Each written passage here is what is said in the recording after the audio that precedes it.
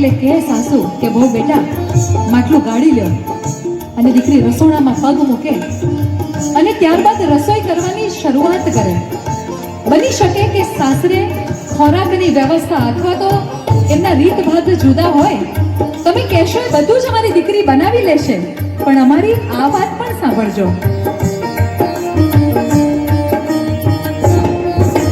ખીચડી બનાવશે, રોટલા એ ઘડી દેશે.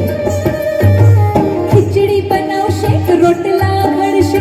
મેક્સિકન બનાવવા દેજો, પીવણ મારી બેનીને કાઈ ના કહેજો. મારી બેનીને કાઈ ના કહેજો. ખીચડી બનાવશે, રોટલા ઘડશે. મેક્સિકન બનાવવા દેજો, પીવણ મારી બેનીને કાઈ ના કહેજો. પીવણ મારી બેનીને કાઈ ના કહેજો. અને માટલું ગાળ્યું અને દીકરી કે મમ્મી રસોઈ થઈ ગઈ છે, હવે નાહી આવું પહેલા. એટલે સાસુમાં કહેશે કે ભાઈ આપણા ઘરના રીત રસમ પ્રમાણે તારે આ પોશાક અથવા તો આ વેશ તારે પરિધાન કરવો પડશે. તો અમારી દીકરી એ બધું જ કરશે, પણ નવા જમાનાની અમારી દીકરી છે વેવાણ, આ વાત પણ તમે સાંભળી લેજો. કુર્તી પહેરશે, સાડી પણ પહેરી લેશે.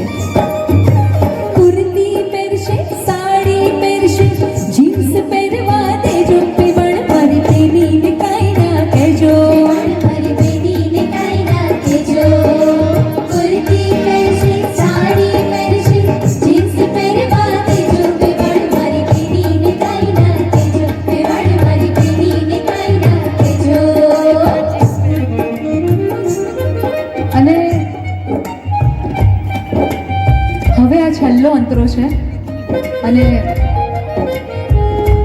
કદાચ થોડું ખાટું લાગે, પણ આ અંતર દ્વારા આ ગીતના શબ્દો મેસેજ દ્વારા અમે પાસ નથી કરતા. એ પહેલા ચોખવટ કરીને ગાઉં છું કે તમારો દીકરો, તમે ભલે ગામડાના, તમારા દીકરો શોખીન છે, નવા નવા લગ્ન થયા હોય એટલે કે ચાલ આપણે પિક્ચર જોવા જઈએ, લેટ નાઇટ પાર્ટીઝ કરે. બની શકે અમારી દીકરી સવારે જાગતા મોડું થાય, અને જ્યારે મોડું થાય ત્યારે તમે શું કરશો એ પણ સાંભળી લો.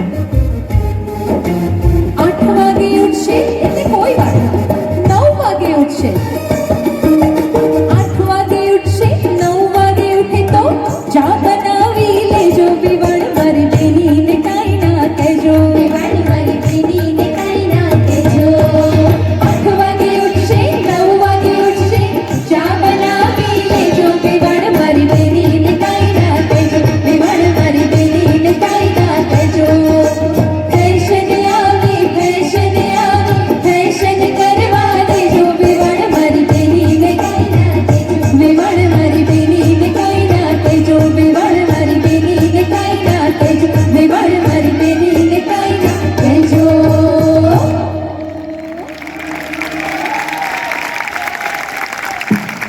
વંશમોર પણ કહ્યું બરાબર તો ગાયો યાર. અને સાહેબ વેવણ મારી બેનીને કઈ ના કહેજો, આમે કઈ નથી કહેતા ભાઈ આપણે. એક મિનિટ આપણે પેલું જે ટીઆરપી વાળું જરાક બોલી લઈએ. એ સાસુમાં કેટલા છે? સાસુ છે અહીંયા બધા? કેટલા લોકો સાસુ બની ગયા છે? બધા ઘણા છે લગભગ.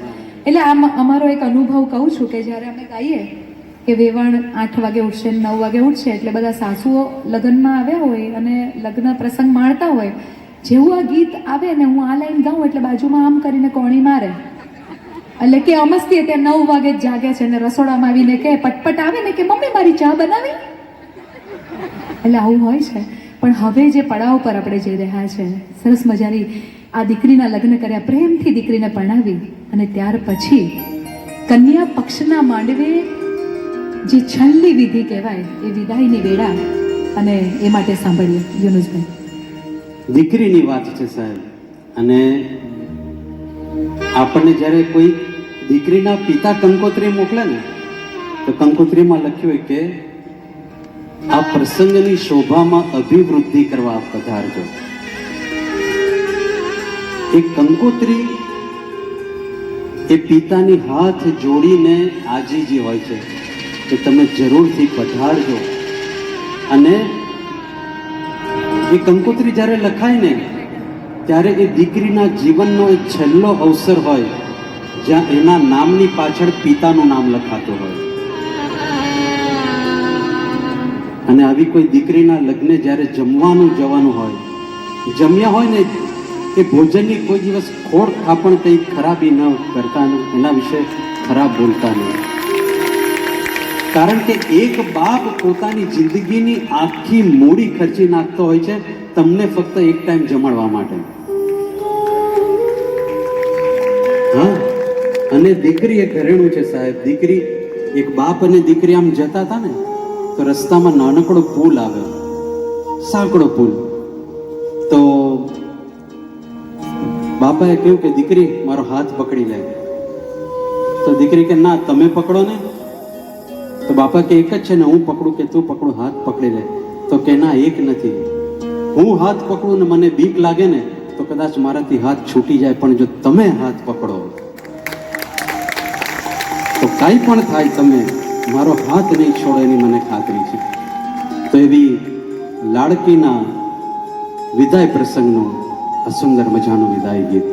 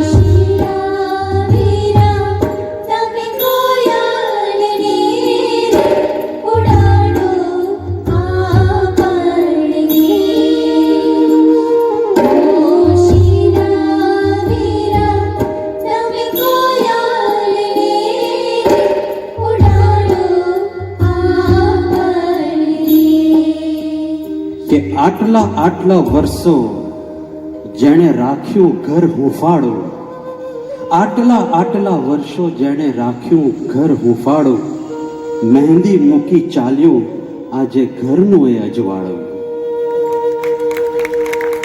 કે દીકરી જતા એમ લાગતું કે ગયો ગોખથી દીવો. દીકરી જતા એમ લાગતું કે ગોખથી ગયો દીવો. નહીં સંધાય હવે આ ફળિયું ગમે એટલું સીવો. કે જેમ પગલી પડતા સગડે થઈ જતું રજવાડો. જેની પગલી પડતા સગડે થઈ જતું રજવાડું. મહેંદી મૂકી ચાલ્યું આજે ઘરનું એ અજવાળું.